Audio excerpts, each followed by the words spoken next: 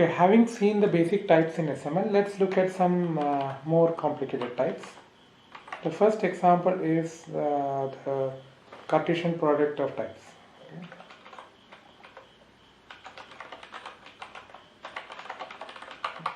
For example,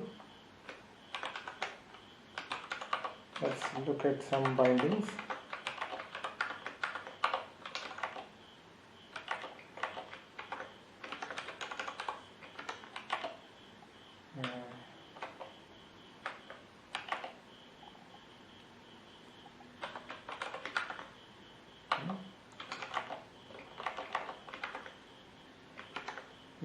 We can have many such things. Let's say x, comma, y. Okay. Yeah, so let's compile this. So notice x is of type 1 comma is an element 1 comma 2 and it's of type int star real. Okay. So you should think of a star b is the set theoretic Cartesian.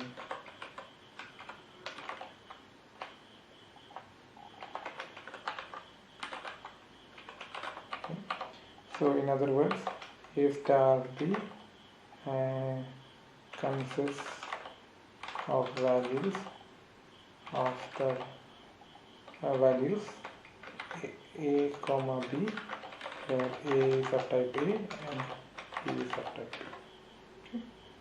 Similarly, a star b star c, for example, string star int star bool consists of elements x, y, z, where x is string, y is int, and z is bool. The components can themselves be tuple, so you can have something like this. So this is, first thing is an int star real, second thing is a string, so it's a two pair whose first component is itself a pair, and the second component is a tuple. Okay. Now this is regarding construction. We can take apart such tuples as follows. Okay. This you should think of as bind as a pattern matching, and you should think of this as bind the variables u and v such that the pair u comma v is x. Okay, this is what you are asking SML to do, and it does dutifully do it, because if you bind u to 1 and v to 2.0, then u comma v will become same as x, and SML kind of solves this for you. Okay. On the other hand, if you try with y, you will see that since y is not a pair but a triple, this will give you an error. Okay. So this will give you an error.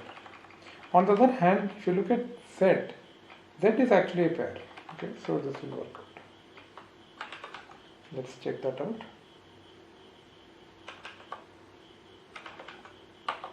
Okay, so you see, z consists of, the first component is x and the second component is y. So u gets bound to x, v gets bound to y, and that is how, in some sense, SML solves this equation for you. In some sense, you can think of this as SML solves for u comma v, u and v such that u comma v is x, is set in this case. So that is. We now look at another important data type, which is the data type of lists. Okay, so let's start with some example.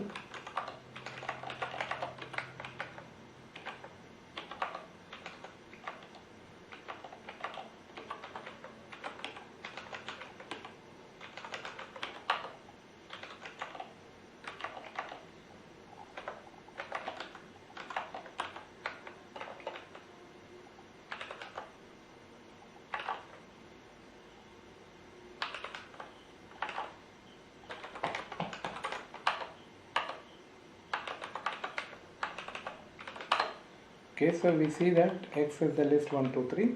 It is of type int list. Z is true, false, false. It is a bool list, and Y is the list 42, 1, 2, 3. So you should read this as Y is 42 followed by X.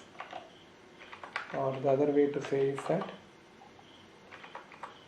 Y is that list whose first element is 42 and the rest of the list is X. Okay. There are a couple of points about lists which are interesting. The first important property is the polymorphism. Okay. So we can talk about int list, bool list, etc. Okay. In fact, let's look at something like this.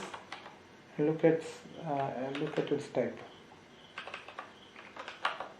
Notice that its type is a list. Here, where a is a type variable. Okay. So quote a, whenever you write something which is a quote followed by a, it is a type variable. So list in general can be of any type, but importantly, all elements of a particular list should be of the same type. Okay. You cannot have, for example, something like this.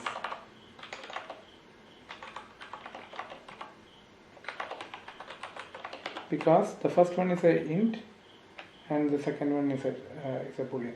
Okay, so if you compile this, you will get an error. So let's get rid of this. So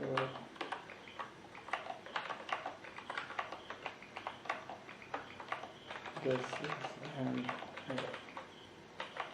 All elements should be of the same type.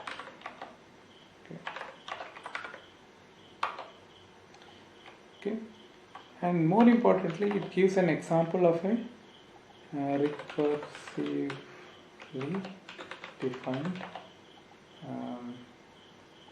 type. Okay, or more technically, inductively defined inductive type. Okay, it gives an example of an inductive. So let's see what this means. So let's elaborate on the last point a bit. So what are lists? So let quote A be any type, say like int or bool or whatever. The list of element, and then a list is defined as the type consisting of 1. Okay. The empty list denoted by this is an element of list. And 2, if X is of type A and Xs is of type A list, then X double colon Xs is of type A list. Okay. And needless to say, there is a third rule which says that this is the smallest set. The smallest collection of such values constitute a type A list. Okay. So let's see some examples.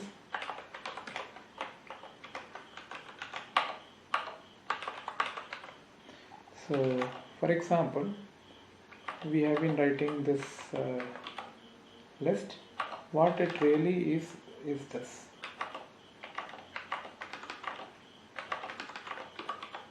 Okay. So this syntax sugar for one figure. Okay, syntactic sugar means it's a convenient notation for the thing below. Okay. Yes, and why is this a int list? So if you compile this, you can see that both of them are the same. Okay. Now why is this a int list? Because we can derive this from these three rules. The first rule is an element of int list. Two is an element of int, and this is an element of int list, and this follows from 1. So 2 double colon is an element of int list. This follows from row 2. Okay, and similarly 1 is int and 2 colon type int list and 2, and hence 1 double colon 2 this again an application of 2.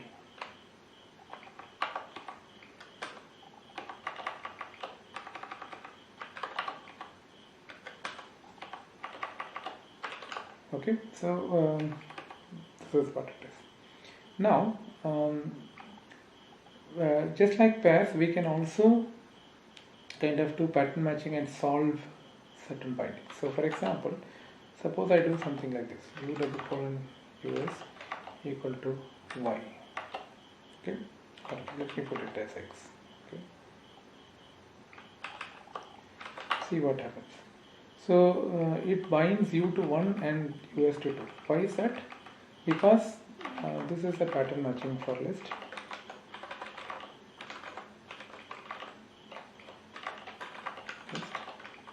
So you are asking solve if possible